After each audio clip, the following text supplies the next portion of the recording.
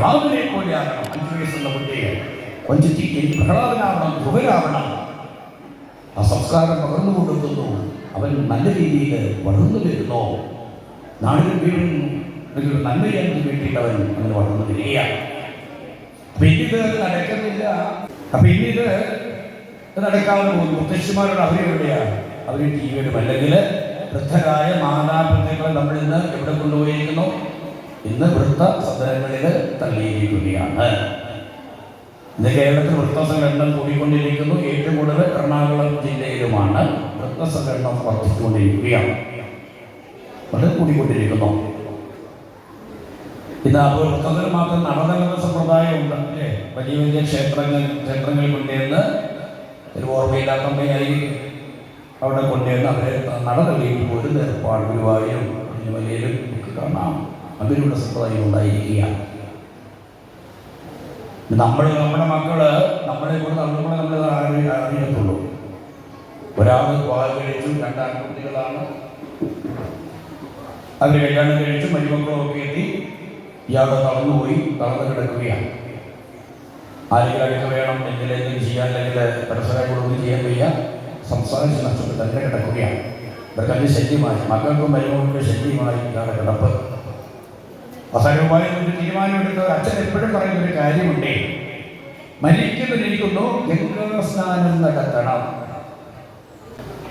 പറ്റത്തെ ആഗ്രഹം മരിക്കുന്നു ഗംഗാ സ്നാനം ചെയ്യണമെന്നുള്ളതാണ്.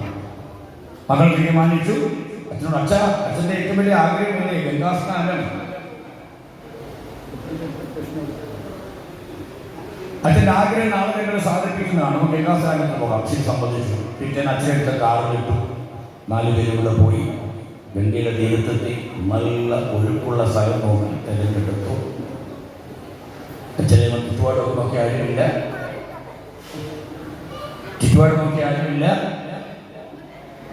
അച്ഛനുമായിട്ട് പതിക്കാൻ കൊണ്ട് ഇറങ്ങി. ഉദ്ദേശം മനസ്സിലായല്ലോ അച്ഛൻ എന്താ ചെയ്യാൻ പോകുന്നതല്ല. അപ്പൊ അച്ഛൻ പറഞ്ഞു, മക്കളെ ഇവിടെയെല്ലാം നല്ല ഒഴുക്കുള്ള സ്ഥലം, ഇത് കുറച്ച് മുകളോട്ടി ഇല്ലാമെങ്കിൽ ഇതിനും ശക്തമായ ഒഴുക്കുണ്ട് അവിടെ. ഒരാളല്ലാതായി അങ്ങനെ കള്ളത്തിൽ അച്ഛൻ കണ്ടുപിടിച്ചല്ലോ. മോശമായി വേണ്ടായിരുന്നില്ല. അപ്പൊ അച്ഛൻ വീണ്ടും പറയും, മക്കളെ എന്തുകൊണ്ട് ആ സ്ഥലം ഞാൻ പറഞ്ഞതെന്നറിയാമോ? പണ്ട് എൻ്റെ അച്ഛനെ ഞാൻ ഒഴുക്കി വിട്ടത് അവിടെയാണ്. മനസ്സിലായത്? പണ്ട് എൻ്റെ അച്ഛന് ശല്യമായപ്പോൾ ഞാൻ കൊണ്ടുപോയി ഒഴുക്കി വിട്ടത് അവിടെയാണ്. നമ്മൾ നമ്മുടെ മാതാപിതാക്കളോട് കാണിക്കുന്നതേ ചെയ്യുന്നതേ നമ്മുടെ മക്കൾ നമുക്ക് തിരിച്ചു തരൂ. പരിശീല കടന്നനെ അനുഭവിച്ചു തീരൂ. അങ്ങനെ നമ്മുടെ മക്കൾ നമ്മളെ കൊണ്ട് വൃദ്ധസദനത്തിൽ തള്ളുമ്പോഴാണ് പണ്ട് എൻ്റെ അച്ഛനോടൊപ്പം എന്താ ചെയ്തത് എന്ന് ഓർമ്മിക്കുന്നത്. വളരെ വലിയ പോവുകയാണ്. വൃദ്ധസദനം വർദ്ധിച്ചുകൊണ്ടിരിക്കുന്നത്. വീട് നന്നാകണം, നല്ല നാട് നന്നാവുകയുള്ളൂ. അങ്ങനെ കുട്ടികൾക്ക് മാതൃക ജീവിക്കാൻ കഴിയണം. ഒരു മഹത്തായ സംസ്കാരത്തിൻ്റെ വ്യക്താക്കളാണെന്നാകുന്ന പോകും നമുക്ക് ഉണ്ടാവണം. ഈ ഭൗതിക സന്തോഷം തരുമോ? കുറേ പണം കൊണ്ട് സന്തോഷിക്കാമോ? ഇല്ല. ടോർച്ചറിന്റെ കഥയുണ്ട്. ഒരു വേലക്കാരന് ഒരു വാഗ്ദാനം കിട്ടിയ അദ്ദേഹത്തിൻ്റെ യജമാനരുണ്ട്. പറഞ്ഞ നാളെ സൂര്യോദയം മുതൽ അസ്തമനം വരെ ഓടിയെടുക്കുന്ന ഭൂമി നിനക്ക് ഞാൻ പതിച്ചു തരും. നിനക്ക് സ്വന്തം. ഒരു വ്യവസ്ഥയുണ്ടെന്നറിയോ? സൂര്യ അസ്തമനത്തിന് മുമ്പ് ഓട്ടം തുടങ്ങിയ സ്ഥാനത്ത് തന്നെ തിരിച്ചെത്തണം. സമ്മതിച്ചു. അയാൾ സൂര്യോദയത്തിൽ ഓടാൻ തുടങ്ങി.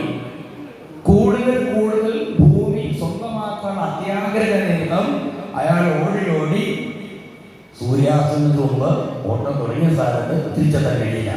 വഴി കുഴഞ്ഞു വീട് മരിച്ചു. 6 അടി നീളവും 2 അടി വീതിയുമുള്ള ഒരു തുണ്ട് ഭൂമിയെ അവനെ കുഴിച്ചു കൂടാൻ ആവശ്യമായിട്ട് വന്നല്ലോ. ഇതുപോലെ അശായത്തിൽ അതിനെ അടക്കാൻ കഴിയില്ല. അടക്കാൻ ശ്രമിക്കും തോറും അത് ആളിക്കത്തിച്ചുകൊണ്ടേ ഇരിക്കുന്നു. ഭൗതികവാദികൾ തങ്ങളുടെ ആശയങ്ങളെ ആവർത്തിച്ച് അല്ലെങ്കിൽ പറഞ്ഞുകൊണ്ടിരിക്കുകയാണ്.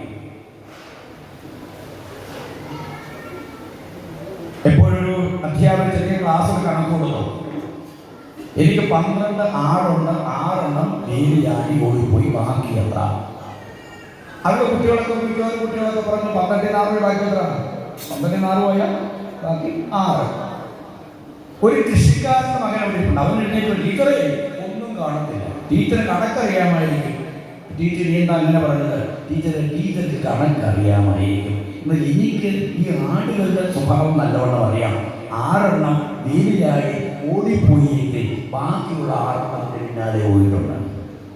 ഇതൊരു ഹിന്ദുവിൻ്റെ അവസ്ഥ. ബംഗാൾ ഭാഷയിൽ ചൊല്ലുണ്ട്, പോകേണ്ടത് കിഴക്കോട്ട്, നടക്കുന്നത് വടക്കോട്ട്, ചോദിച്ചാൽ പറയും പടിഞ്ഞാറോട്ട് പോകേണ്ടത്. ഇത് ശരിയായ നേതൃത്വമില്ലാതെ ആരെന്തെയ്യുന്ന വ്യവസ്ഥയൊന്നുമില്ലാതെ എല്ലാവരും നേതാക്കന്മാരായി ചിന്തിക്കുകയാണ് ഹിന്ദു സമൂഹത്തിൽ. ഇന്ന് അനുയായികളില്ല, എല്ലാം നേതാക്കന്മാരാണ്. വാളെടുത്തവരൊക്കെ വെളിച്ചപ്പാടായി മാറിയിരിക്കുന്ന കാലഘട്ടമാണ്. ഹിന്ദുവിൻ്റെ ആചാര അനുഷ്ഠാനങ്ങൾക്ക് ഗവൺമെന്റ് നിയമം മൂലം വേണമെന്നൊരവസ്ഥയാണ്. മറ്റു ആകുന്നില്ല. ആദ്യം തന്നെ അത് അറിഞ്ഞു വരുന്നത് എങ്കിലേ സമാന നിലനിൽപ്പ് ഉണ്ടാവുകയുള്ളൂ. തള്ളേതിനെ തള്ളണം, കൊള്ളേതിനെ കൊള്ളണം. ആചാരത്തിൽ ആവിഷ്കരിച്ച് നമ്മുടെ സമുദായം നയിക്കാൻ കഴിയണം. നമ്മുടെ സംസ്ഥാനത്തിലെ ഘടകങ്ങളായ ക്ഷേത്രങ്ങൾ, മഠങ്ങൾ തുടങ്ങിയ സ്ഥാപനങ്ങളൊക്കെ നല്ല രീതിയിൽ നടത്തിക്കൊണ്ടു